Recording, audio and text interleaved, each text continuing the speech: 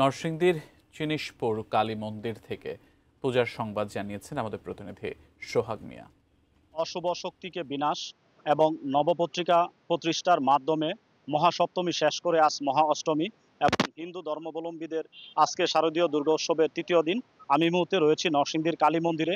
এখানে যে পুরোহিত রয়েছেন তার সাথে আমরা কথা বলেছি। পুরোহিত তিনি জানিয়েছেন যে অষ্টমীর এই মহাষ্টমীতে যে বিশেষত্ব থাকে সন্ধি পূজা, সেটি ইতিমধ্যে সম্পন্ন হয়েছে এবং তারপর প্রসাদ গ্রহণ সম্পন্ন হয়েছে। এছাড়াও দেশের নানা প্রান্ত থেকে যে দর্শনার্থীরা রয়েছেন সেই দর্শনার্থীদের সাথে আমরা কথা বলেছি। তারা আমাদেরকে জানিয়েছেন যে অন্যান্য যে ষষ্ঠী বা সপ্তমী, এই ষষ্ঠী বা সপ্তমীর চেয়ে অষ্টমীর দিনে জাঁকজমকপূর্ণ বেশি হয় এবং তারা যে দেবী দুর্গার কমল চরণে তারা অর্ঘ্য প্রদান করেছেন।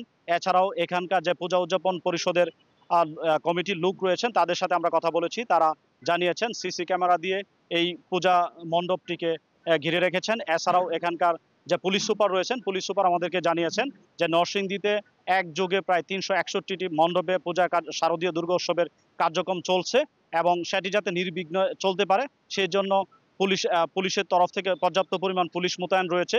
এছাড়াও যৌথ বাহিনীর পেট্রোলিং চলছে। আজকে এই মণ্ডপে রাতে আরতির মাধ্যমে শেষ হবে আজকে মহাষ্টমীর কার্যক্রম। এই ছিল নরসিংদী থেকে মহাষ্টমীর সবশেষ খবর।